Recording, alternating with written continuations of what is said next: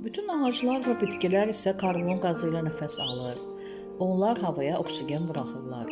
Ancaq əncir və qoz ağacı gecələr küllü miqdarda karbon qazını havaya buraxır.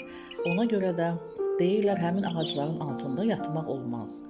Əvvəllər elm inkişaf etmədiyi bir dövrdə həmin ağacların altında yatan insanları karbon qazı xəstə edirdi. Ona görə də deyirdilər ki, filankəsi cin vurub, hal aparıb. Onlar bilmirdilər ki, xəstəliyin səbəbi nədir.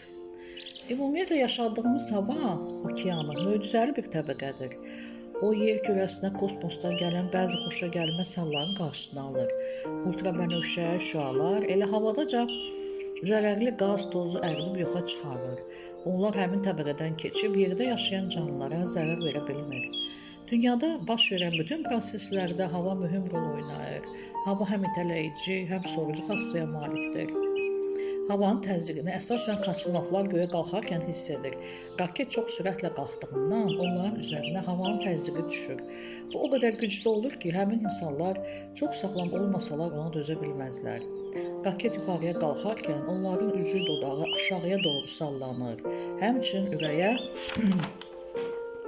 və bütün orqanlara güclü təzyiq təsir edir. Həmçinin maşın porşenlərində də hava sıxıcı və dartıcı rolu oynayır. Porşen hərəkətə gəlir və s. Dünyadakı okeanlar da yüksək təzyiqə məruz qaldığı üçün axıb tökülmür.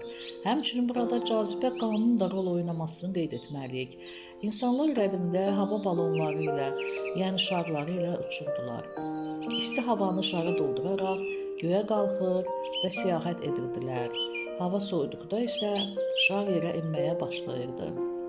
İndi isə Türkiyədə məşhur Kapadokya şəhərində həmin hava balonları göydə süzür. Ona görə də insanların çoxusu ora gedib dincəlir və həmçinin hava balonlarında gəzməyə çıxırlar. Adi şarların içərisini də hava ilə dolduranda onlar yüngülləşərək göyə qalxır və havada qalır. Havanı gözlə görməsək də külək əsərkən havanın necə sürətlə hərəkət etdiyini görürük. Külək güclü olanda ağacları yıxır, suları məcrasından çıxarır, güclü dağıntılar yarada bilir. Amerikada baş verən güclü qasırğalar buna misal ola bilər. Ən güclü külək zamanı hətta maşınlar yerindən tərpənərək havaya qalxır. Paraşütlə enmədə də bilavasitə hava rol oynayır.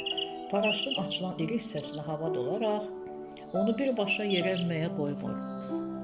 Planetimizin hər yerində havanın temperaturu da sabit deyildir. Məsələn, şimal və cənub qütblərində gün düşməyən daimi buzlaqlar olduğundan orada 100 dərəcə şaxta olur. Həmişə soyuq hava kütlələri orada hərəkət edir. Ekvador hissədə olan qitələrdə isə müsbət 50-70 dərəcə isti olur. Bura gün düz bucaq üzrə düşdüyündən hava qızmar və quru olur. Günəşin yandırıcı şüaları burada səhraların əmələ gəlməsinə səbəb olmuşdur. Quşlar da göydə havada süzürlər, qanad çalırlar.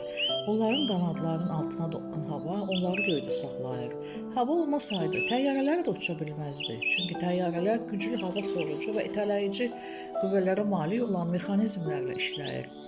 Ağırlığı yüzlərlə ton olan təyyarələr belə mühərriklərin və bu mexanizmlərin köməyi ilə havada uça bilir. Beləliklə, havanın xassələri nə qədər lazım olduğunu biz artıq bilirik.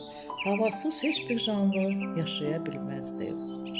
Hava lazım olmayan bəzi əşyalar da var. Məsələn, elektrik lampasının içindən havanı sorub çıxarırlar. Orada vakuum yaranır. Spiral orada közərək lampalar evləri işıqlandırır. Beləliklə, hava haqqında bəzi məlumatları öyrəndik. Sağ olun. Yazdı Gülşən.